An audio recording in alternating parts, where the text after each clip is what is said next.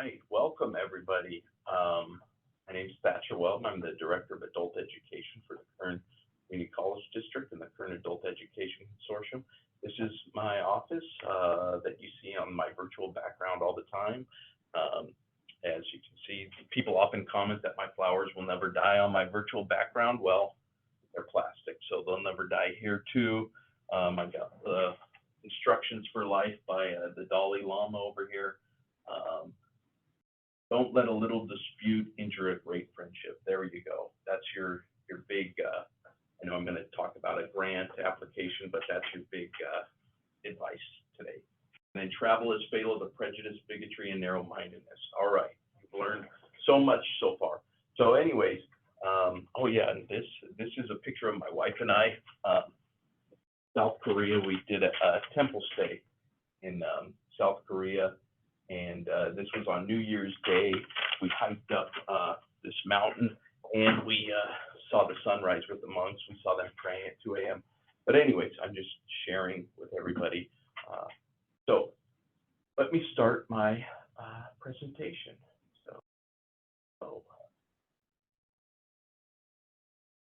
So I'm going to talk about this grant that was put out by the California Community College Chancellor's Office in partnership with the California Department of Education. It's called the English Language Learners Healthcare Pathways Grant, California Adult Education Program. I'm going to call it CAPE from now on.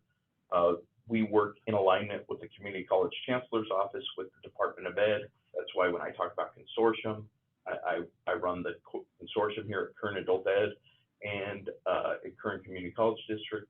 And we work with all of our partners in the district, K-12, County Office of Ed, who provide services for adults, anybody 18 years or older. These can be ESL programs, they can be high school diploma, career tech ed programs, adults with disabilities. So I'm going to talk a little bit about this project. So who could apply? Any California Adult Education Program consortium that met what was deemed eligible by an interagency group, which consisted of the Chancellor's Office, the California Department of Ed, a Labor and Workforce Development Agency, and California Health and Human Services Agency.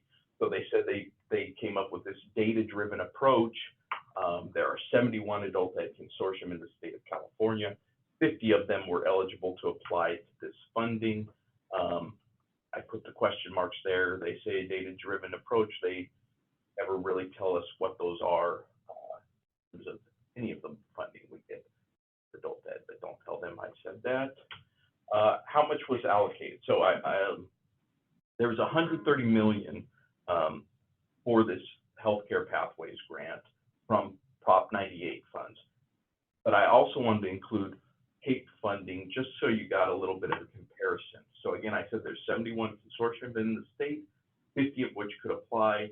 So just in terms of funding, kind of where we are at Kern compared to smaller sites and larger sites. So LA Regional Adult Education Consortium is the largest in the state.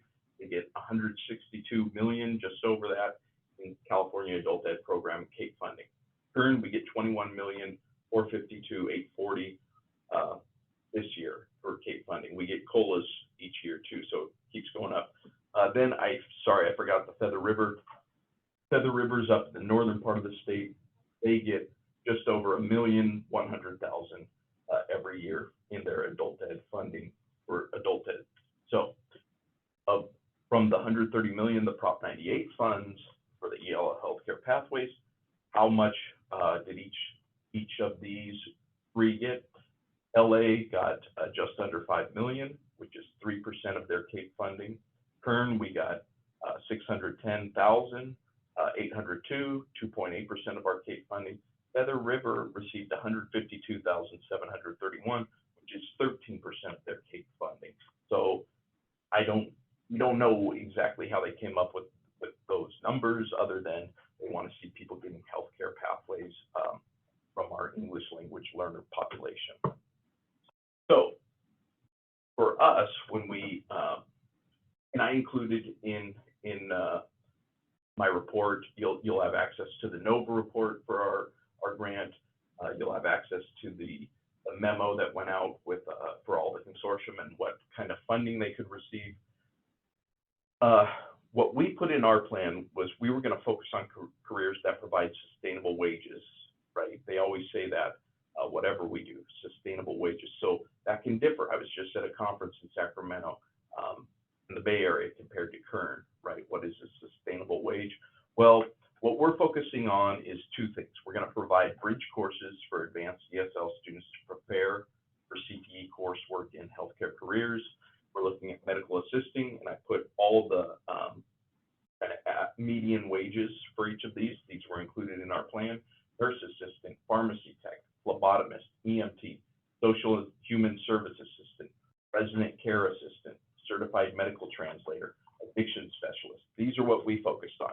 It's most of everything that was allowed. We added the medical translator and the addiction specialist.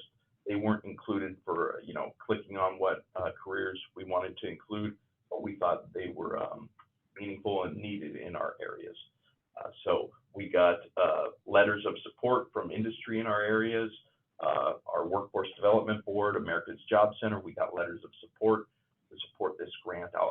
I'll include the template in this as well. The second part of our plan is we're going to provide counseling and student support services from the college for those English language students. So career counselors, if they want to talk about careers, academic counselors, about the CTE pathways at the colleges to those healthcare careers, financial aid support, any tutoring they might need. And I just finished up another grant that was tied to career exploration, which kind of ties into this. We have career exploration kind of student support courses that students can take too at some of our adult schools, so that aligns with this grant as well. We had to include targets, so how many students are we going to serve in each of these areas? So for medical assistants, I put what our target enrollments would be, and this is a 3-year grant, sorry. So this is over 3 years, what we expect our enrollments to be, our completions, our transitions, and job placements. Take a look at that. It was very scientific. Basically, I looked at what I worked with all our partners, our adult schools, and we came up with what numbers we had served before. So we kind of made a safe enrollment number, and scientifically, I calculated half of that to complete the transition job placement. Anyways, it was accepted for our full funding amount. So we're going to have to keep track of this.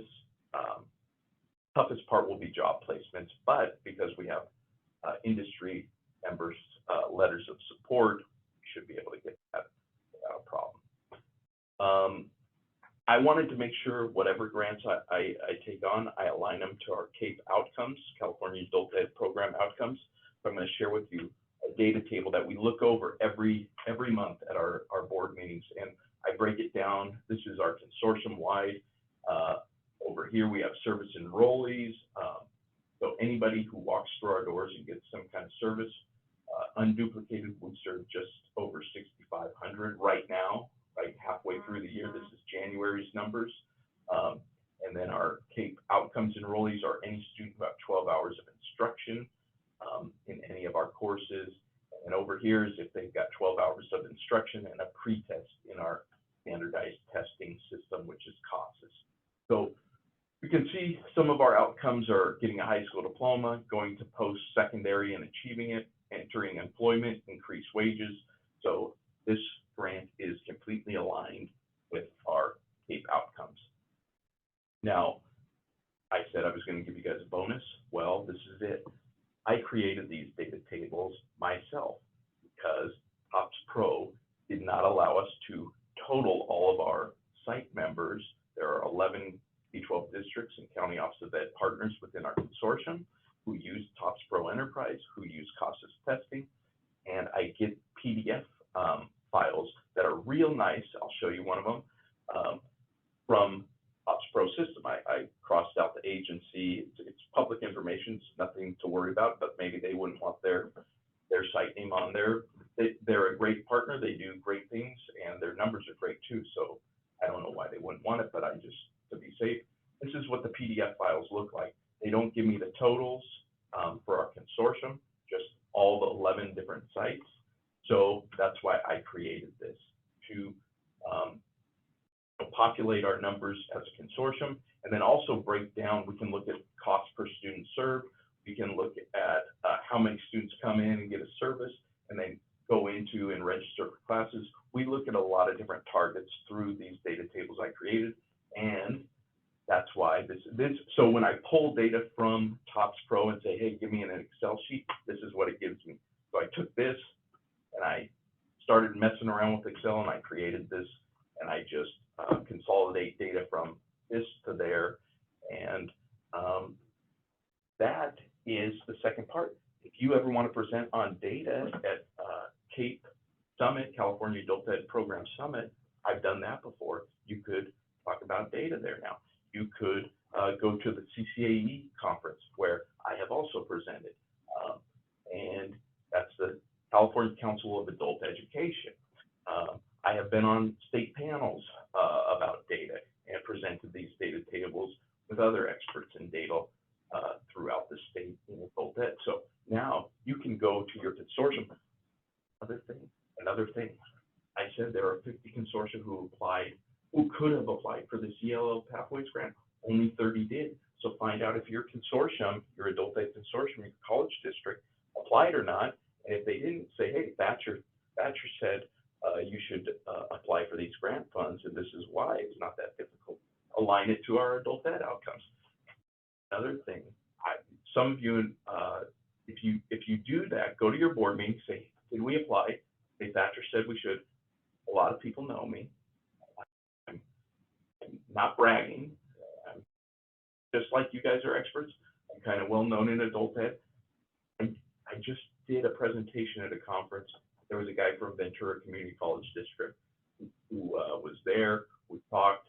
So Ventura, Amparo, whoever, whatever, State Center, I know all the people there. Go to your adult ed board meetings, you're experts now. Get that funding for your adult ed students. Go present your adult ed data, find out about it. I expect it from all of you. All right, and let's finish off. Judge your success by what you had to give up in order to get it, okay? All right, thank you guys.